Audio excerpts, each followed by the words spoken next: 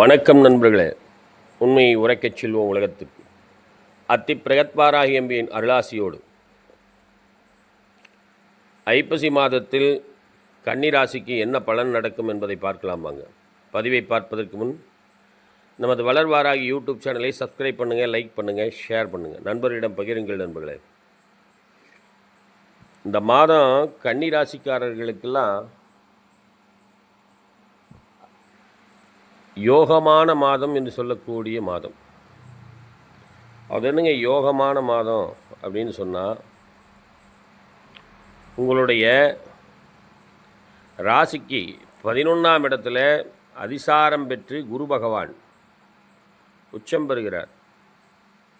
உங்களுடைய ராசியாதிபதி 2ஆம் இடத்துல கொஞ்ச நாள் இருந்துட்டு மறுபடியும் 3ஆம் இடத்துக்கு போகிறார். தன வருவாய் பண வருவாயில் சிறப்பாக இருக்குங்க. வெளியூர் பிரயாணம், உல்லாச பிரயாணம்லாம் மேற்கொள்வீங்க. அதே போல் ஆணாக இருந்தால் மனைவியால் தொல்லைகளும், பெண்ணாக இருந்தால் கணவனால் இதுவரைக்கும் நிறைய கஷ்டங்களை அனுபவிச்சிருக்கணும். நோய் நொடி தொந்தரவுகள் அல்லது அவர்களுடைய டார்ச்சரு இதெல்லாம் இந்த மாதத்தில் காணாமல் போயிடும். இதெல்லாம் அப்படி தான் இருந்ததா அப்படிங்கிறது யோசிக்கணும். அந்த அளவுக்கு அறிவு நுட்பமாக அன்பாக உங்களுடைய இல்லால் உங்களுக்கு துணையாக நிற்பாங்க. அதே போல் வெளியில் வரவேண்டிய பணம், தன வருவாய்களில் வரக்கூடிய ஒரு வாய்ப்பு இந்த மாதத்தில். திருமணமாகாதவர்களுக்கு திருமண வாய்ப்பு கைகூடி வரும். புத்திரப்பேர் இல்லாதவர்களுக்கு புத்திரப்பேர் கைகூடி வரும். புத்திரம் அப்படின்னு சொல்லக்கூடிய ஒரு அமைப்பில் குழந்தைகள், கன்னிராசிக்காரர்களுடைய குழந்தைகள் அனுகூலமாக இருப்பாங்க. அவங்களால நற்பெயர் கிடைக்கும்.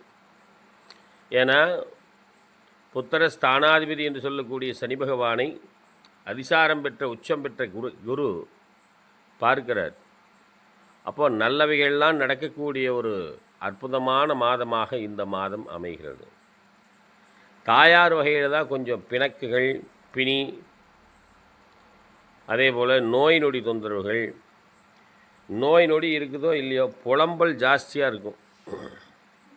அந்த மாதிரி ஒரு அமைப்பு சேரும்.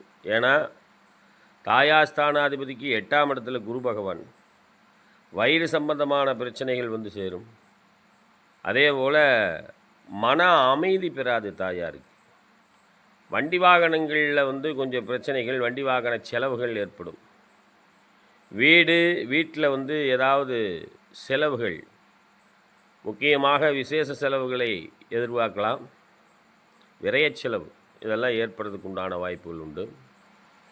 உடல் ரீதியாக கன்னிராசிக்காரர்கள் உடல் ரீதியாக இது வந்துருமோ அது வந்துருமோ அப்படிங்கிற ஒரு பயம் ஏற்படும். அந்த பயமெல்லாம் இருக்கக்கூடிய ஒரு அமைப்பு இந்த மாதம். ஆனால் எதுவும் வராது, கவலை இல்லாமல் இருக்கலாம்.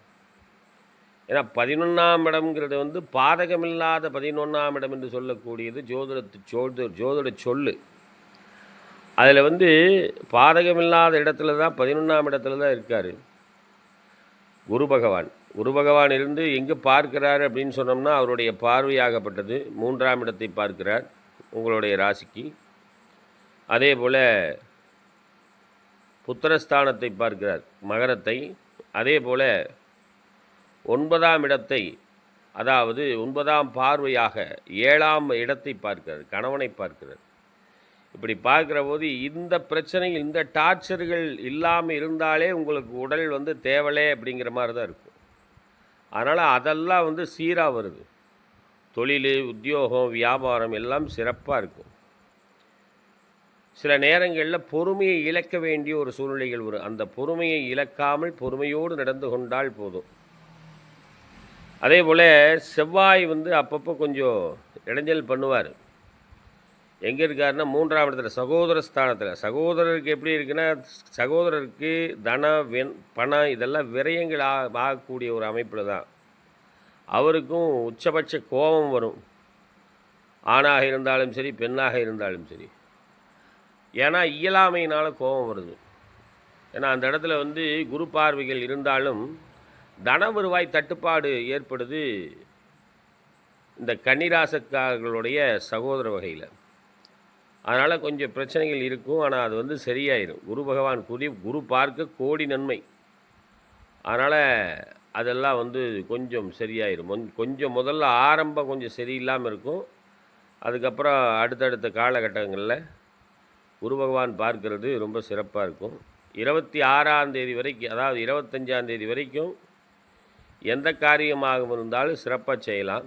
முக்கியமாக பஞ்சமி திதி, அஷ்டமி திதி, துர்காஷ்டமி திதி, வளர்பிறை பஞ்சமி, தேய்பிறை பஞ்சமி, இந்த காலங்களில் மஞ்சள் ஒரு 108 மஞ்சள் கிழங்கு கட்டி வாராகி அம்மனுக்கு மாலை போடணும். அதே போல் அந்த திதி அன்னைக்கு பாலபிஷேகம் செய்வதற்கு, அதாவது வாராகி அம்மனுக்கு பாலபிஷேகம் செய்வது ரொம்ப உத்தமம்.